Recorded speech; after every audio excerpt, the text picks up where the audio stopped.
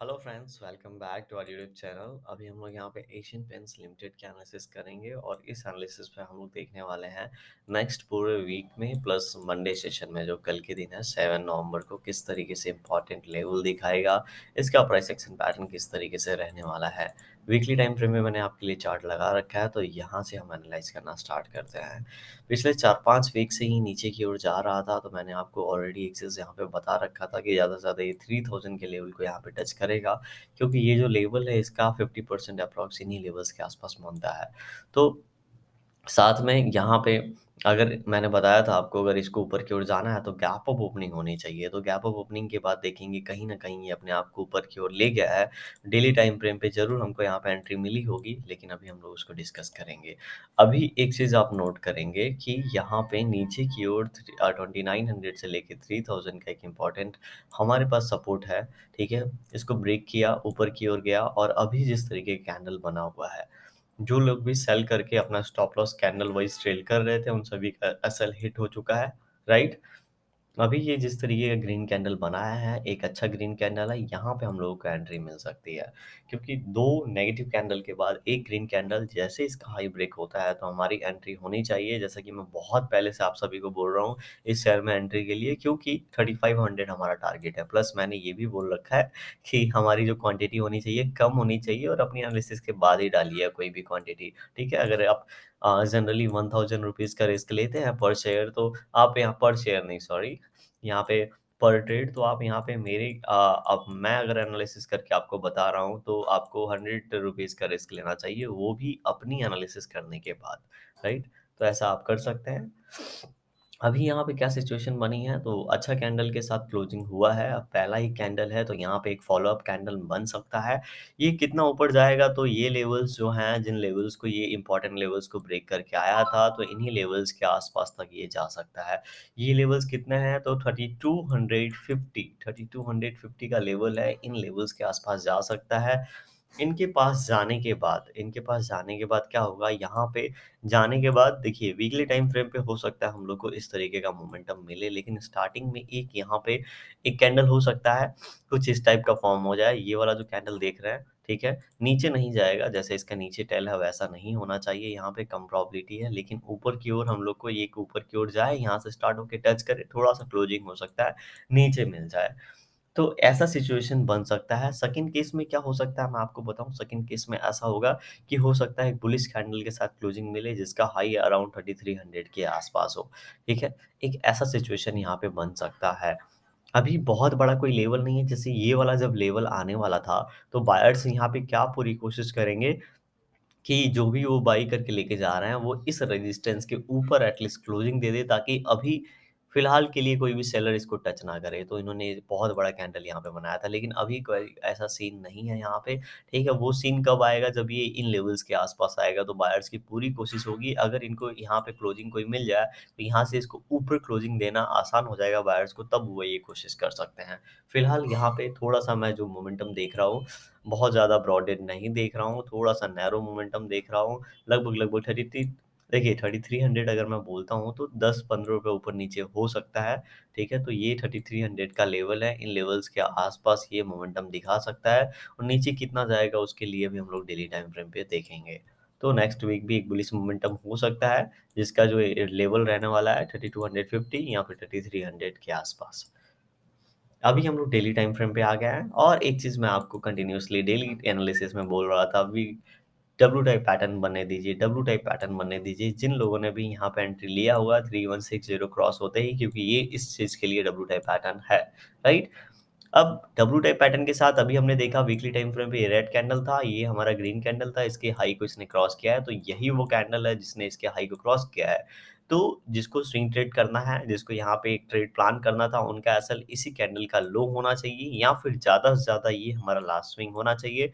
Entry अगर उन्होंने ले ली होगी 3160 को, तो मैं बोलूँगा यहाँ पे ये जो रेंज बना है लगभग-लगभग 80 रुपीज़ का, तो यहाँ पे इतना एसएल है, तो वो आराम से यहाँ से 100 रुपीज़ प्लान कर सकते हैं, जो कि पहला उनके लिए टारगेट होना चाहिए 3240, एंड उसके बाद का जो टारगेट मैं बोलूँगा आपको 3320 तक का रखना चाहिए, राइट? तो इस तरीके से कर सकते हैं, एसएल ट्रेल कर सकते हैं, कुछ क्वांटिटी में अच्छा प्रॉफिट बुक करके कुछ क्वांटिटी छोड़ सकते हैं, ये सारी प्लानिंग आप कर सकते हैं। अभी हम लोग जो मोमेंटम नेक्स्ट डे मैं देख रहा हूँ, ये इसको फ़ॉलो अप मिल सकता है, फ़ॉलो थ्रू क्यों मिल सकता है? क्योंकि ऊपर मुझे कोई ख़ास रेजिस्टेंस नहीं दिख रहा है। यहाँ से ₹20 का मोमेंटम तो बहुत ही अच्छे तरीके से देगा क्योंकि 3200 की पॉसिबिलिटी है, प्रोबेबिलिटी यहाँ पे है। इस कैंडल की ओपनिंग ये प्राइस है, तो यहाँ तक जा सकता है और हो सकता है ये सीधे 3240 तक जाए। क्यों मैं ऐसा बोल रहा हूँ? क्योंकि 3240 एक स्ट्रॉन्ग रेजिस्टेंस है। तो जब ये स्ट्रॉन्ग रेजिस्टेंस है, तो ये जो प्राइस एक्शन पैटर्न यहाँ पे बना है, ये सेम इसी टाइप का प्राइस एक्शन पैटर्न बना सकता है। लेकिन यहाँ पे ये डिपेंड देखना पड़ेगा अब ये यहाँ टच करने के बाद कितना नीचे आता है।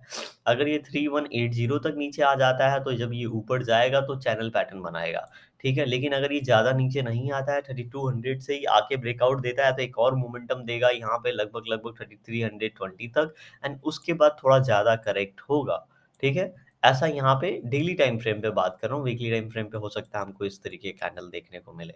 तो यहाँ पे इस तरीके का प्राइस एक्शन पैटर्न अभी संभव दिख रहा है आने वाले समय में। तो आप इसके हिसाब से अपनी प्लानिंग कर सकते हैं। ऊपर की बात हो गई हाई प्रोबेबिलिटी वाली, अभी नीचे की बात करते हैं। नीचे अगर गलती से ये नीचे आने लगता है तो 3160 से लेके 3150 एक इम्पोर्टेंट लेवल सपोर्ट का काम हमारे लिए करेंगे और ये इसके नीचे नहीं जाना चाहिए। क्योंकि इसके नीचे गया तो हाई प्रोबेबिलिटी ये हो जाएगी कि ये फिर ये जो लो अभी बना के आ रहा है 1-2 दिन पहले 3100 का उसको जाके रिटेस्ट करेगा। ठीक है? तो ऐसा प्रोबेबिलिटी कम है कि इसको भी ब्रेक करे फिर इन लेवल को रिटेस्ट करे। तो जहाँ तक जिस तरीके का अभी टेक्निकली ये जो मुझे दिख रहा है वो साउंड कर रहा है कि इसे 3100 के नीचे मतलब 3160 के नीचे नहीं जाना चाहिए, ऊपर की ओर कंटिन्यू करना चाहिए। समझ रहे हैं? तो इस तरीके से इसका मोमेंटम हो सकता है। अभी हम लोग क्या करते हैं दोस्तों 50 मिनट पे जाते हैं। उसके पहले मैंने टीसीएस का टेलीग्राम चैनल पे लिंक डाला है, लेकिन मैं पहले आपको बता दूँ कि मैं वहाँ बहुत ज़्यादा एक्टिव नहीं रहता हूँ। हो सकता है 1 महीने में 1-2 ट्रेड आपको 3 ट्रेड मिल जाएँ, तो आप वहाँ पे जाके जॉइन कर सकते हैं अगर आप करना चाहते हैं तो।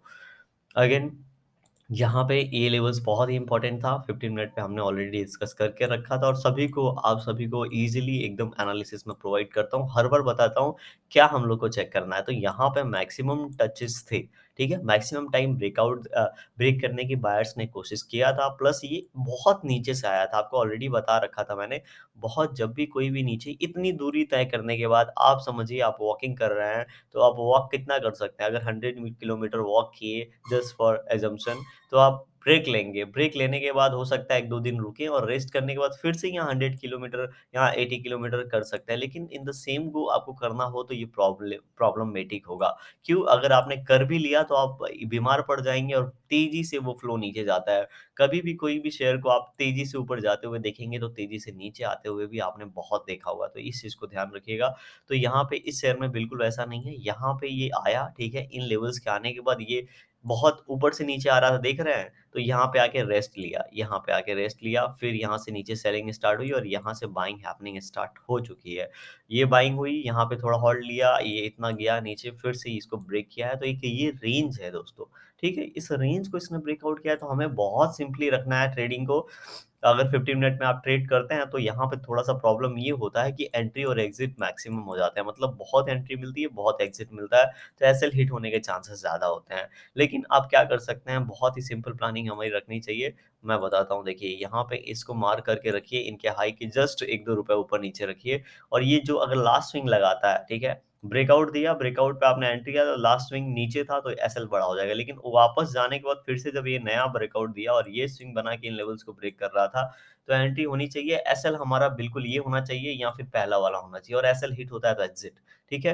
प्रॉफिट हमें कितना चाहिए, तो ये रेंज कितना बनाया, रेंज हमें देखना है, ठीक है? ये रेंज का 1:1 प्रॉफिट रखेंगे तो जो भी रिस्क लिया 1:2 उसका आराम से मिल जाएगा।